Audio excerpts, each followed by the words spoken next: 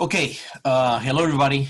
My name is Gus Cornell. I am the cloud architect for the Mid-Atlantic for Checkpoint. And we're going to be talking about the AWS security model and about CloudGuard and how it fits into the AWS ecosystem.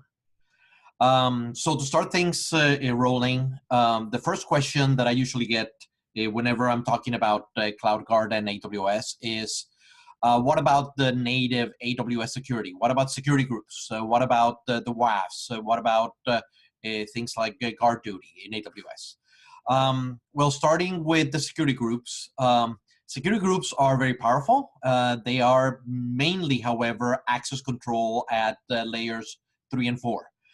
So they allow us to specify an IP, a protocol, a port, and either allow access to a particular subnet, allow access to a particular instance. But again, that is access control. It has nothing to do with threat prevention. It has nothing to do with visibility into the actual protocols.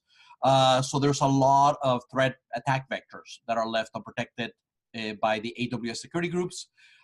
Somebody tunneling data inside of DNS, for example, the security group cannot prevent it. It cannot detect it.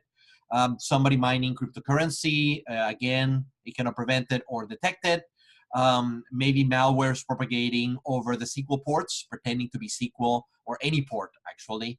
The security group cannot prevent it. It cannot see it or detect it. Maybe we have VDI users in the cloud. They're downloading things from the internet, maybe ransomware. Again, the security groups cannot see it or prevent it.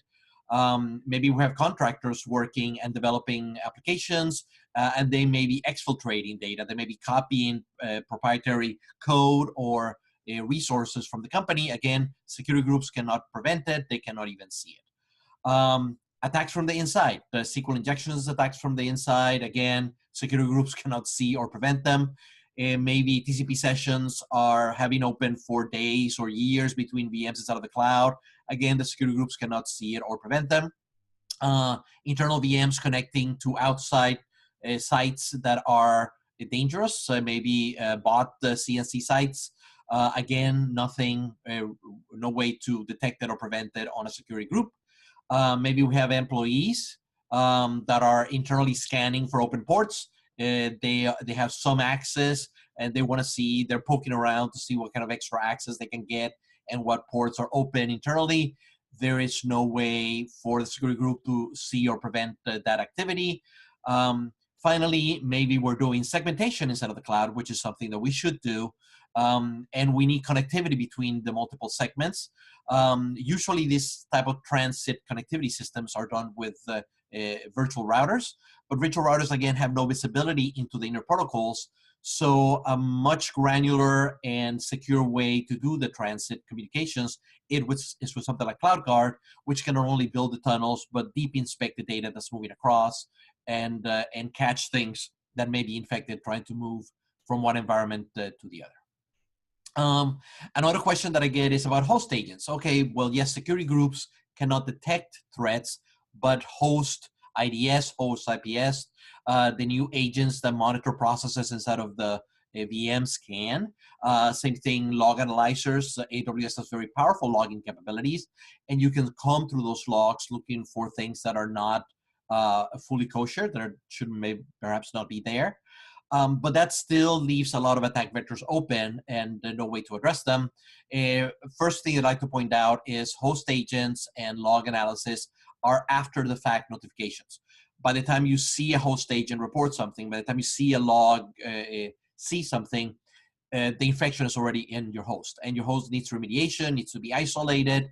It's a lot better to stop these attacks and recognize them before they ever reach the target, which is something that CloudGuard can do at the network level. Maybe you have applications, public-facing applications that accept documents or any sort of information from the general public, and they get stored in a database in this application. Well, the host agent has no way of inspecting this data if it's not running locally, and you can have documents that have malware embedded on them that are infected and no way to really see it. But we can do sandboxing, we can do file scrubbing on the way up to the application. So these are things that we can do that host systems cannot. Maybe you have developers that need to go out to the internet to get patches for the systems that they're using. Or maybe they need to bring code in or snippets from places like GitHub or things like that. But you need to be able to limit the amount of web browsing that they have on the internet. We can do URL filtering for these users. We can also do DLP to prevent extraction of data that should be sensitive. Maybe you have a DR site that has legacy equipment and therefore needs the same exact IPs that it has on the real data center. So you need to talk to a data center with an IP and the disaster site with the exact same IP, and you need connectivity both ways.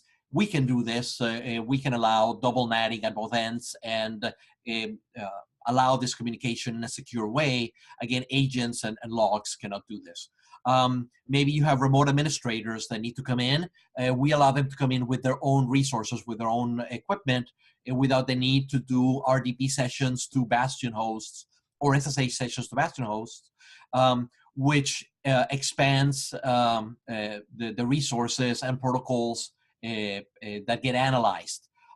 Since usually Bastion hosts are limited to things like RDP and SSH, we can open the entire protocol suite by allowing them to come in directly into the cloud that they're supposed to via an SSL or IPsec tunnel using two-factor authentication. Finally, we talked a little bit about segments communicating with each other. Again, transit VPCs are something that we do really well that cannot be done with a host agent, and we can do full deep inspection of the traffic moving between those segments. So now that we talked about the need or the attack vectors that are not normally addressed with the built-in security in AWS or with host agents, I'm going to talk about the CloudGuard solution and the actual components that it has. The first thing that I want to point out is the fact that our manager can connect to the most different cloud architectures out there from any vendor out there. We can connect to AWS, we can connect to Azure, we can connect to Oracle, we can connect to Google. We can, of course, connect to vCenter servers and NSX managers. We connect to OpenStack, to ACI. And what this connectivity means is that if there's any changes on the cloud, our management system can see those changes and allows us to react to these changes as they happen. So if somebody makes a change in the cloud, we can see it and react to it within 30 seconds. If somebody's provisioning, if somebody's orchestrating, if somebody's automating, we can be part of that automation and we can react as fast as that provisioning tool can actually create resources in the cloud. This is a quick example and we'll see a live demo on it, but when we have a dynamic object that comes from the cloud, we can drop those as a source or a destination into a rule base. For example, in this particular case, any tag that says internet equal on is allowed access to the internet. That means that if we deploy a resource, an instance in AWS, and we tag it with internet equal on, that instance will automatically have access through this particular rule. Because we can see tags, this little when we do a mouse over the rule base, we can see this little icon that says this is a dynamic object. It's an object that we're dynamically learning from the cloud environment. We know which cloud environment we're learning it from, in this case, AWS, what it is. It happens to be an instance. The last time that this object got changed in the cloud, the current IP address for it, the region that it resides in, any tags that are associated with it. And if these tags change, the object may be dropped or added to the particular system. To do a quick demo of what a dynamic enforcement system looks like. We have here a connection to AWS. We open the window from the manager. We can see our VPCs through our connection. We can see availability zones, instances. We can see subnets. And most important, we can see tags. So we can use these tags and drop them just like we can subnets or instances in our rule base. And again, when we mouse over, like we talked before, we can see the region that it came from, the IPs associated with it. But again, these are dynamic objects. So if we go to AWS, we click on a Linux VM, we added the tag to it. So VM type equal Linux, which is what our particular source is looking for. Same thing, let's do another one. Again, same thing, VM type equal Linux. And then when we go back to the system, oh, by the way, we can see the IP of this one ends with 2032. So if we go back to the system, we see right now still only one IP address. But again, this is dynamic. So there we go. We already changed. It's looking at multiple addresses right now. We double clicked again, and here we see the addresses of the systems that we added, including that .20.32 IP address on the last. And so that makes our enforcement point an actual live thing that would react automatically with any changes that happen on the cloud.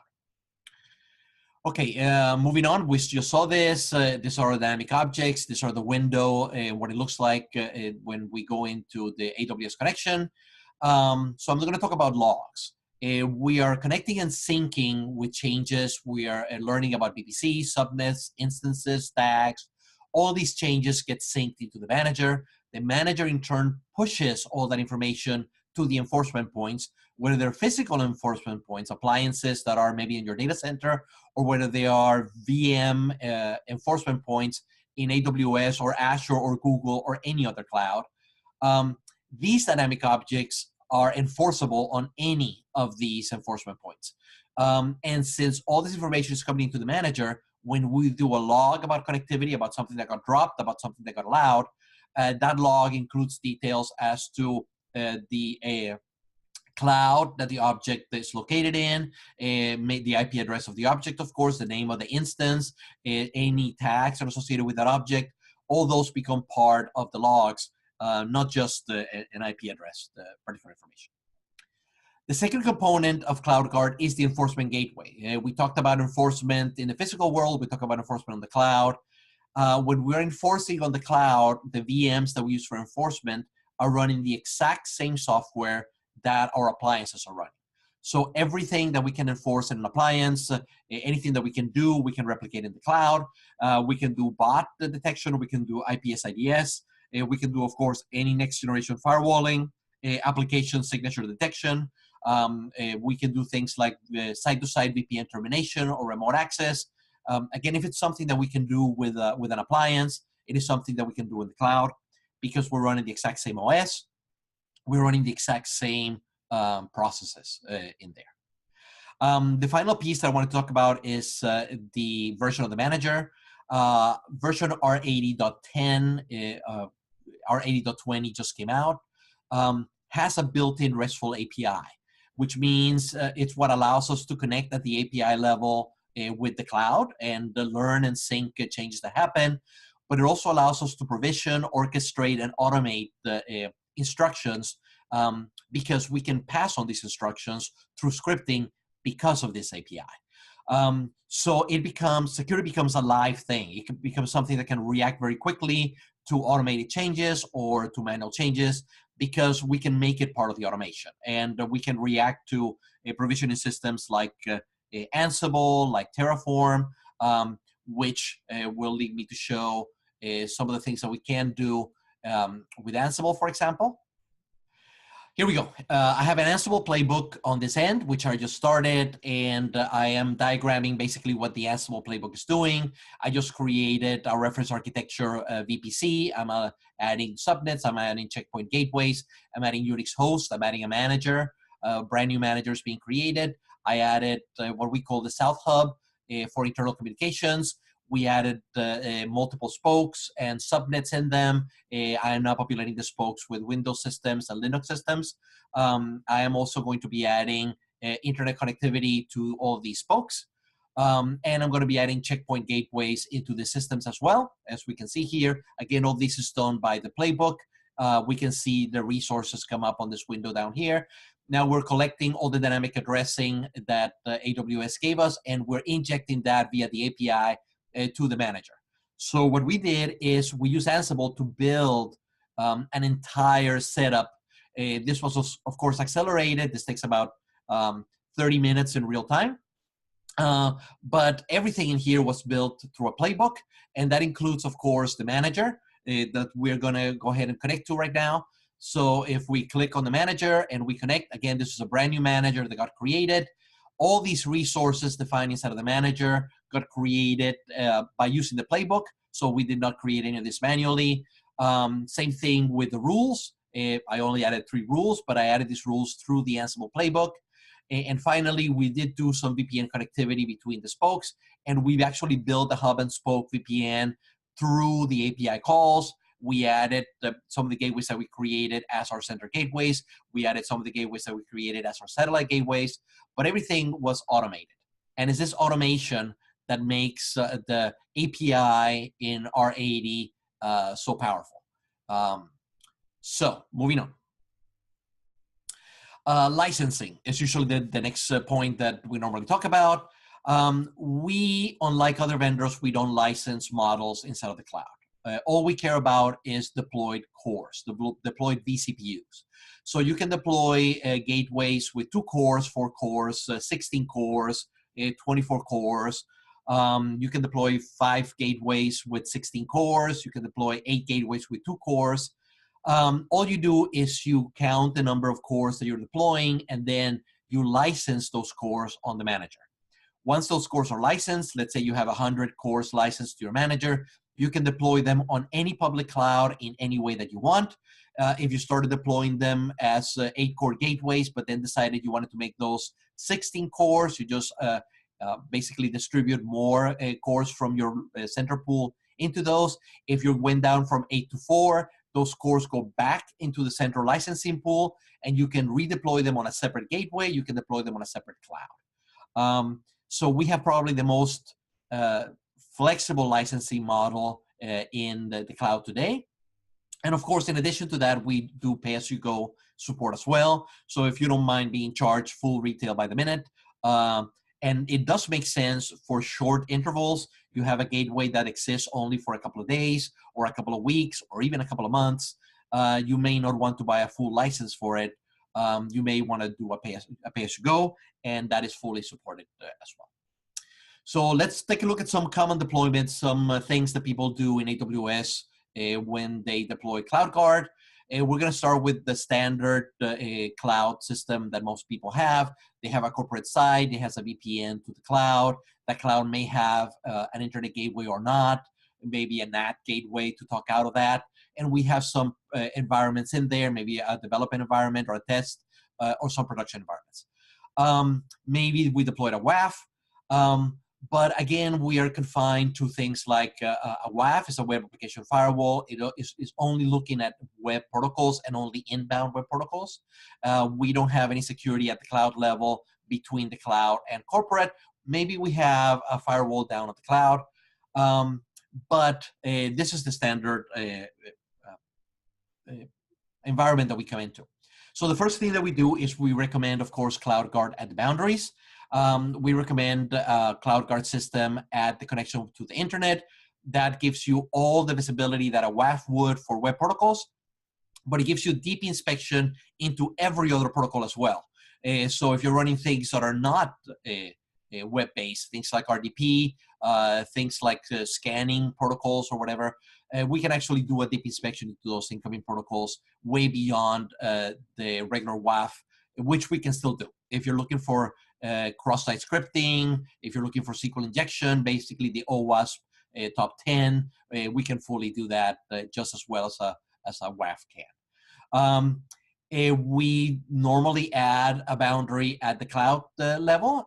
This is not necessary, of course, if you have a firewall enforcement point already at corporate, but if this is connecting to, say, an MPLS cloud and it has multiple sites that may or may not have protection that you control, you may want to have a gateway here. Of course, if you use these for outbound, we have a lot more outbound visibility through this than an AWS NAT gateway would have. If you're doing HA, we fully support HA. We can do clustering in a single availability zone. We can span availability zones if you're using a load balancer. But even better, if you're doing segmentation. If you're doing AWS, you have usually multiple VPCs, or you should, because multiple segmentation means you can more tightly control the traffic that goes from one section of AWS to another. If your AWS credentials get somehow compromised, the attacks or the users that stole those credentials only have access to one small portion of your network, not your entire system. But if you have a VPN, you're wondering how to best connect a VPN to all these separate systems, how to enforce scanning from the outside. So we came up with what we call a reference architecture. And the reference architecture means sort of sandwiching your existing network VPCs with what we call a North Hub and what we call a South Hub. The North Hub is really a way for you to inspect the public-facing application traffic. So any traffic that's inbound from the internet will come into the North Hub. It would then from there go through either a single gateway or cluster or an HA multiple availability zone system and load balancers. Once that traffic is inspected, we can do peerings to the actual endpoint VPCs that are going to be handling that traffic, whether that's the production side, the tech side, the development sites. And we can do that peering because once they hit the load balancer, it really becomes a VPC to VPC point-to-point system. So we don't need any transit qualities for that, and we can do that high-speed connectivity into the systems. The South Hub we have for internal connectivity, not outside connectivity. So connectivity between corporate and our AWS systems. Maybe we have communications, again, we have a direct connect connection where we have a VPN, or we can bring the VPN into a transit hub. That transit hub will also regulate VPC connectivity that may be happening between any two VPCs in our system. If any of these VPCs need to go to the outside internet, we also use the South Hub to bring that connectivity and do the inspection for those systems. So we now have two separate systems that can be scaled separately. So if your public-facing application traffic grows, we can scale this piece of the hub. If your internal communication expands, we can scale at the southbound because our direct connect increase, because we need maybe multiple hubs to handle the traffic. But we are not touching our VPC connectivity. We are doing all this expansion on the north and the south. So this was a basic summary of CloudGuard in AWS. If you have any questions, by all means, please reach out to me. My name is Gus Cornell. I am the cloud architect for the Mid-Atlantic and Federal for Checkpoint. And my email address is gcornell@checkpoint.com. Thank you very much for your time.